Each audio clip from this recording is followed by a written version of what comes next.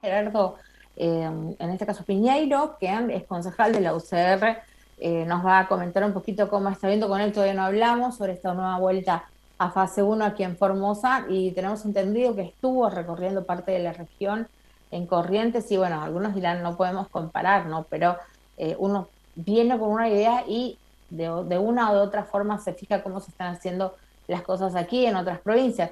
Gerardo, ¿cómo estás? Muy buen día, gracias por ¿Qué recibirnos. tal? Muy buenos días, Liliana. ¿Cómo están ustedes? Un saludo para la audiencia.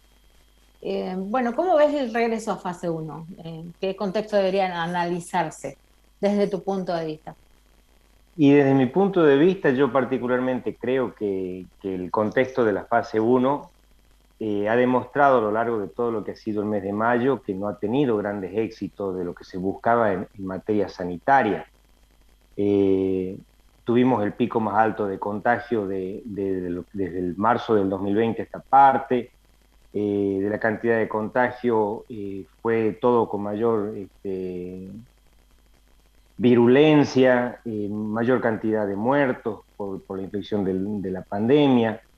Eh, Tenemos un pueblo encerrado, tenemos un pueblo que no ha podido trabajar de la forma que venía acostumbradamente, las economías están quebradas, estamos psicológicamente quebrados también, tenemos un pueblo con mucho estrés social y eso ha generado bajas en las defensas también. Y bueno, me parece que en estos momentos lo que nosotros tenemos que tener es un vestigio más de la normalidad en cuanto a la materia de la posibilidad de trabajar, de sociabilizar. El ciudadano de por sí es sociable, por eso nos llamamos una sociedad. Y bueno, tenemos que compartir un poco más con los afectos, tenemos que aprender a compartir con el distanciamiento social, con las medidas de protocolos y cuidados, conseguir la mayor cantidad de vacunación posible, que esa va a ser la forma de lograr que el rebaño esté más protegido y, bueno, poder volver un poco a la normalidad, ¿no es cierto? Claro. Aún así, el gobierno explicó que puso medidas como para que fueran o sirvan como un aliciente, un colchón, si se puede mencionar de alguna manera, ¿no? Con créditos a tasa subsidiada, también, bueno, subsidios para que no se paguen en cierta cantidad de comercios, en este caso la luz, el agua, de los que me acuerdo ahora, ¿no? También que se amplió el cupo de lo que sería el plan Nutrir, se dio más partida a comedores, de los que me recuerdo, porque son varios y algunos tienen que Pero ver con pago de impuestos, sí. son medidas muy paliativas, son medidas que Ujú. no alcanzan transversalmente a toda la sociedad. Vos fíjate que se dio a conocer de que la pérdida del valor adquisitivo, lo que ha sido durante el tiempo de la pandemia, desde el año 2020 hasta hoy, acumulado, las familias han perdido, dentro de las franjas adquisitivas que se estaban, entre un 7 y 7 veces su valor de salario y 3 veces el valor de salario las familias que tienen mayor capacidad adquisitiva. O sea, si nosotros vamos a una familia tipo formoseña, lo que vos comprabas con la capacidad adquisitiva que vos tenías como ingreso del grupo familiar, eh, en el mes de marzo del año 2020, vos te vas ahora al mes de mayo del año 2000, o ahora a junio del año 2021, y vos compras 7 veces menos lo que vos adquirías con tu capacidad económica que tenías familiar. Eso ha sido porque se han visto reducidas muchos de los trabajos informales que se realizaban o de los trabajos liberales que se podían realizar o las medidas paliativas y complementarias de lo económico. La economía está golpeando muy fuertemente a las sociedades, y no tan solo en Formosa, ¿no? Esto es un flagelo que viene acarreándose desde las medidas económicas del Estado Nacional, pero que tienen un fuerte impacto en nuestra economía local. Entonces, que vos le reduzcas o le subsidies un porcentaje de la luz, o le subsidies un porcentaje del agua, o le subsidies alguna medida paliativa, hoy no estás conteniendo lo que es la gran pérdida, que es la situación económica de no haber podido trabajar durante mucho tiempo. Las medidas han sido a destiempo. Nosotros veníamos planteando que estas ayudas económicas, este gesto del Estado tendría que haberse producido el año pasado, inmediatamente con el transcurso de la pandemia y mientras iban extendiendo las prohibiciones laborales. Fue un gesto que tuvo la Municipalidad de Formosa cuando logramos ponernos de acuerdo entre todos los concejales y sacar la ordenanza de flexibilización y condonación de las deudas municipales para los comercios que no pudieron trabajar durante la pandemia y que se ha extendido para todo lo que es el año 2021 también. O sea que el gobierno provincial, la medida que ha adoptado es una medida extemporánea, es una medida paliativa que no alcanza a cubrir hoy lo que ha sido el flagelo y la pérdida de la capacidad adquisitiva de los ingresos económicos familiares. Claro. ¿Y cómo están otras provincias? Digo, estuvo recién en Corrientes, tengo entendido, ¿no? ¿Cómo vio todo ahí? Estuve en Corrientes hasta el día sábado que ingresé a Formosa nuevamente y me llamaba poderosamente la atención ya cuando vos pasás acá el puente de Mansilla, ver cómo se vive otra realidad en Argentina. Uno piensa que todo es como se está viviendo en Formosa, pero no, hay otras realidades.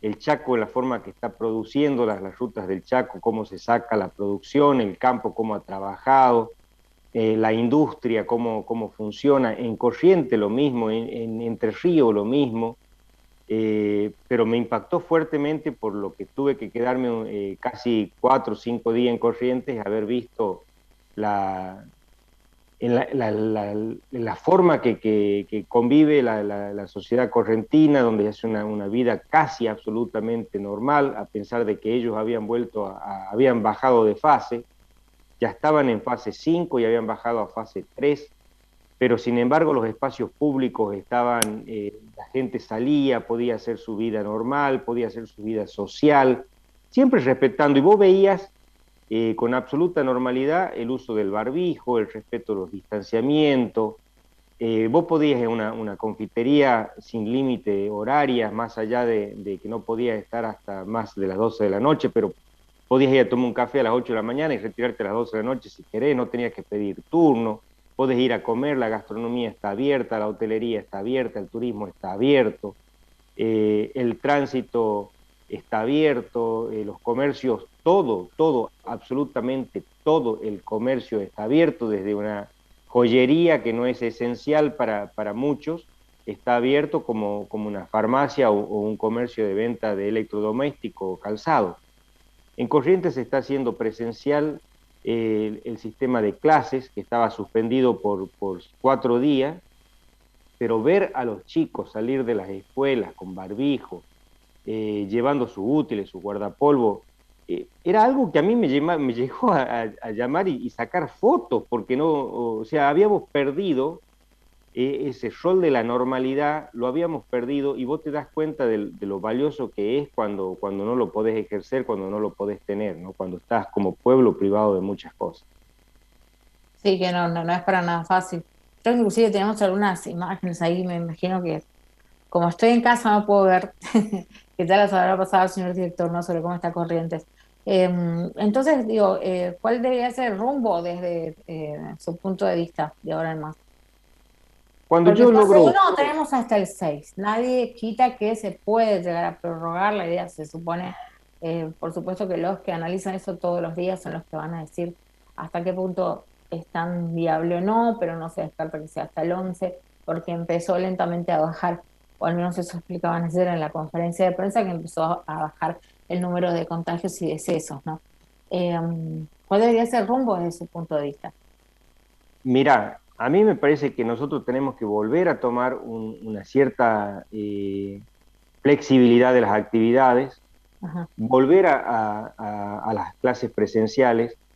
Yo hablaba con la gente del gobierno de Corrientes y ellos me manifestaban de que las clases presenciales no han aumentado la cantidad de contagios. Es más, ellos han notado una disminución en la curva de contagio, han bajado los contagios en Corrientes. No se podía echar la culpa a la presidenciabilidad de las clases, a los alumnos, porque no ha ocurrido, inclusive ellos han aprovechado para poder educar la educación. Una de las materias que tenían como fijo era educar al niño al joven, al adolescente, de cuáles eran los protocolos, las normas, los cuidados y demás que debían practicar cuando tengan actividades sociales, recreativas o culturales, o cuando tengan el mismo comportamiento en la vía pública, en las casas, en las burbujas. Han ido educando, han aprovechado todo lo que ha sido el sistema educativo para poder educar a su población en cuanto a cómo es el manejo y el desarrollo y el comportamiento durante la pandemia. O sea que para ellos ha sido altamente favorable la presenciabilidad de las clases. También me manifestaron en lo que ha sido la preparación de todo el sistema público de salud. Corrientes tenía una particularidad donde ellos tienen 6 límites, 3 de ellos interprovinciales y 3 internacionales, y los primeros meses de la pandemia durante el año pasado, ellos tuvieron una gran explosión que lo que fue la ciudad de Resistencia, con la mayor cantidad de casos registrados en el país, donde no se sabía el comportamiento del virus, donde no tenían tampoco directrices muy claras de parte del gobierno nacional de cómo era el comportamiento que se debía adoptar. Y ellos por 2 meses y medio cerraron prácticamente la provincia. Pero durante esos 2 meses y medio, no simplemente cerraron la provincia, sino que inmediatamente el viejo hogar escuela lo convirtieron en un hospital de campaña, se pusieron en contacto con fábricas de pulmotores, hicieron convenios entre la Universidad de Corrientes y una empresa rosarina que tenía la licencia y fabricaron más de 1000 pulmotores para terapia intensiva. Hoy tienen una capacidad de unidad de terapia intensiva en el hospital de campaña, que es el viejo albergue, donde han circunscripto ahí a todo lo que es la enfermedad del COVID, han liberado todo lo que es el sistema de salud pública para que sigan con las contingencias normales y habituales. Si vos tenés las enfermedades cardíacas, vasculares, qué sé yo, renales, toda lo que era las distintas patologías médicas siguen siendo atendidas en los hospitales de salud pública, y todo lo que es el sistema de COVID no ha afectado al sistema de salud pública porque es derivado absolutamente a lo que es este hospital de campaña, hoy con una capacidad de 1.300 camas en terapia intensiva.